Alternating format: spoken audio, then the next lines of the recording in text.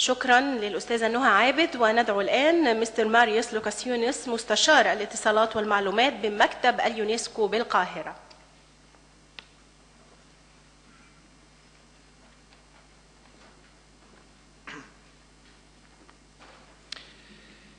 Your Excellency, the Minister of State of Administrative Development, Mr.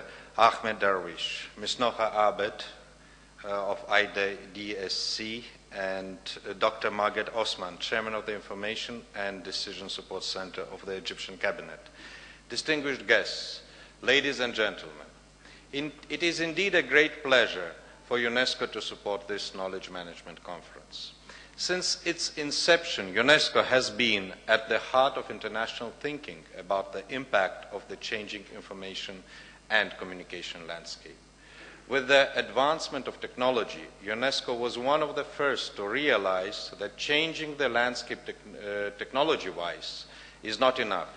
Perception and understanding of how and why humans should use that technology was not less important than beefing up communication infrastructure, providing modern hardware, and opening more avenues for information superhighway. Since time immemorial, managing innovation intelligently for the benefit of all was a core knowledge which eventually was leading to innovation for all. Communication and information, though being in the very center of modern transformation, is not an exception. But it has to be managed wisely. Thus, building modern knowledge management systems will remain one of the great challenges of the 21st century. UNESCO, as the United Nations specialized agency for education, science, culture, and communication, realized it early.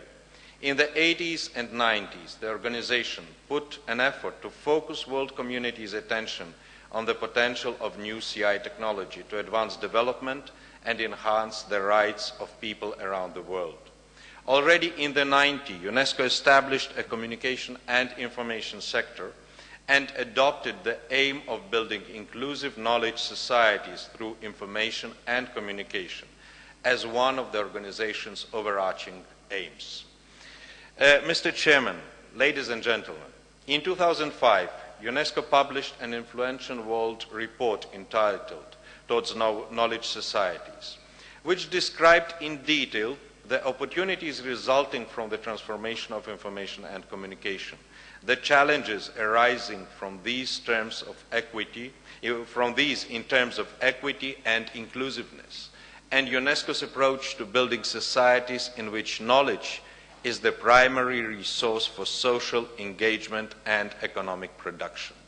By knowledge societies, UNESCO means societies in which people have the capabilities not just to acquire information, but to transform it into knowledge and understanding, which empowers them to enhance their livelihoods and contribute to the social and economic development of their societies. To manage knowledge is to manage intellectual capacity, empowerment, and development.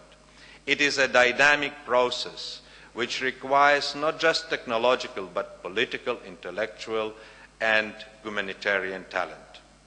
UNESCO works with governments and other major stakeholders in 193 member states and 7 associate members to build knowledge societies that are inclusive, equitable, open, and participatory along these lines. Such societies rest on 4 key principles that are central to all UNESCO's work in information and communication.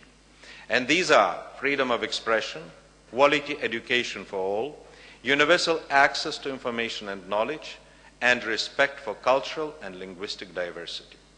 Mr. Chairman, distinguished guests, UNESCO's Inclusive Knowledge Societies concept addresses such knowledge management issues as knowledge creation, knowledge preservation, knowledge dissemination, and knowledge utilization.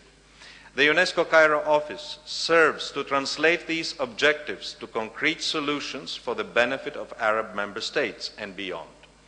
I will only touch on few of our initiatives and projects. Global Courseware Digital Library envisions the use of state-of-the-art digital content development technologies, and distribution channels to build a global multilingual courseware library to enhance the integration of modern ICTs into knowledge acquisition and sharing. ICT Competency Framework for Teachers strives to develop a scenario where decision makers and education experts around the world have a wide-ranging catalog of offerings for technology-rich professional development for teachers to choose from in order to help prepare teachers for the pivotal role they will play in developing 21st century citizens. Cairo office will also be launching a science observatory for the Arab region, which is an online project aimed to unify and expand its outreach to the member states through integrated online modules for partnerships and networks of scientists. And another one, project Regional Documentation and Information Center for Bioethics and Ethics of Science and Technology for the Arab region. It has been established within the Academy of Scientific Research and Technology of Egypt with support from UNESCO Cairo office. It serves an ideal host for the documentation and information centers for bioethics and ethics of science and technology for the Arab region, and is expected to play a significant role in establishing the global network of ethics and to promote exchange of information at the regional level. Distinguished guest, Mr. Chairman, new technologies have created new opportunities for the creation, preservation, dissemination, and use of information.